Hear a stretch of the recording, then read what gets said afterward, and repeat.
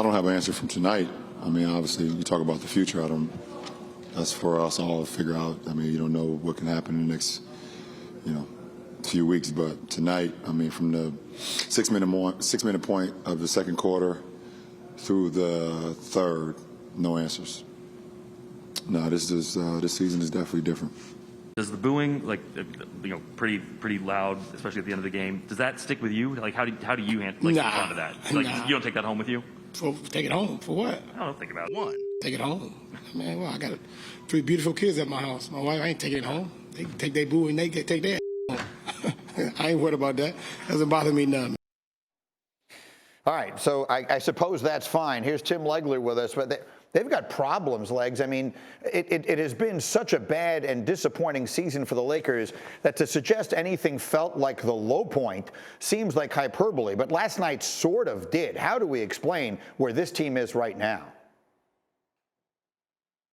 No, it absolutely was a low point, Greeny, because when you have that kind of lack of ball security and lack of regard for ball security, and then a lack of competitive will to make up for that, which you saw with some of the defensive breakdowns that they had, and really just lack of effort on that end of the floor, it doesn't get worse than it looked last night for the Lakers. And this is a team right now, I think their biggest issue is they do not fight through adversity within the course of an individual game.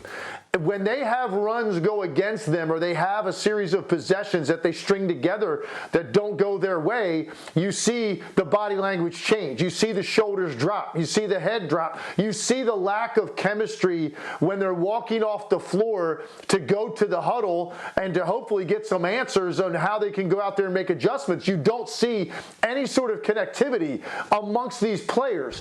And it really all came to a head last night. That's the worst performance of the year by far for the Lakers. You can't win an NBA game, you turn the ball over that many times, particularly when defensively you show that lack of effort as well. So right now the Lakers are an absolute mess. It's been sort of a mess all season long, but to face a game like they did last night, this late in the year, it's a real problem. I still think they're going to be a play-in team, but Green, it's impossible to fathom this team winning a 7-game series against some of these top teams in the Western Conference. They're too good, they're too deep, they're too connected, they shoot it too well, and they've got great star leadership. The Lakers right now are lacking all of those things. Yeah, to bear in mind, the winner of the play-in scenario is either going to play Phoenix, Golden State, or Memphis in a first-round situation. Impossible to picture right now the Lakers competing with any of those teams. Let's go to the opposite end of the spectrum. Let's go from the west to the east. Let's go from the worst to the best. Boy, did the Sixers look good. Game number 2, it was Harden at the Garden, and he and Joel Embiid just look unstoppable. Take a look at this. Julius Randle, well, you know he's going left, and Harden knows that. And so, but look at him give it up here. Look at that, just running the floor and rewarding the big fella with the no-look dish for Joel Embiid, who looked like he was having as much fun as anyone you will ever see. Take another look here. Harden, this is what he does so well. James Harden had it all going. He became the first Sixers player with 15 points and 10 assists and a half since Allen Iverson in 2006. Pocket pass there, just unstoppable. Great teamwork from the Stars. Second half, and this was a game into the third quarter. The Knicks sort of hung in there, but they're not going to stop these guys. Throwing it up and throwing it down. Joel Embiid would go for 37 points and 9 rebounds. Harden, just a monster on the stat sheet. 29 points, 16 assists, 10 boards. Sixers in dominant fashion, 2-0 with a flourish since they made the trade. And afterwards, Embiid energized. Unstoppable. Man, what are you really going to do? He's a great passer, and obviously I got someone that attracts a lot of attention to. So you got to make a decision. Do you stay on me or do you stay on them? I mean, he's sort of spelling it out right there. It might sound oversimplified, but it really does feel like this two-man game is unstoppable. Let's take a look at a little tape, Timmy.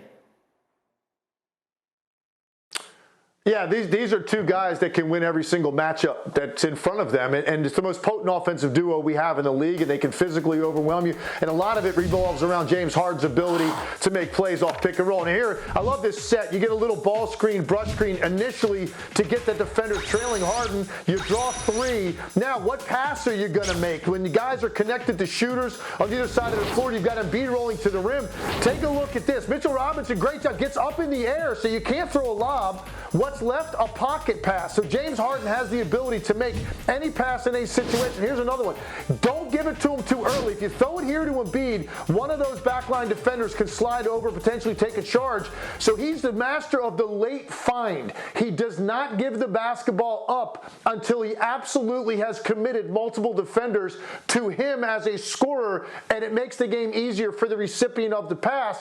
And he throws those pocket passes, Greeny, with that little bit of English on the ball. That's not for show. He does that so when the ball hits the ground, it actually deadens, so it's softer to catch. And that's important for a 7-1 guy rolling to the rim. So James Harden has everything at his disposal offensively. We know that. And now you're paired up with a guy that was playing the most dominant offensive basketball in the league over the last couple of months. The ceiling for this team is unlimited. The question is just going to be, can they manage the pressure situations? Because they have had issues in the past, not just Harden, but also Embiid in playoff series. Doc Rivers has had some issues with blowing leads in series of teams he has coached. So that's the only thing really remaining to be questioned. They've got enough shooting. I think they've got enough complementary parts with Maxey and Tobias Harris. This is the most dominant duo we have.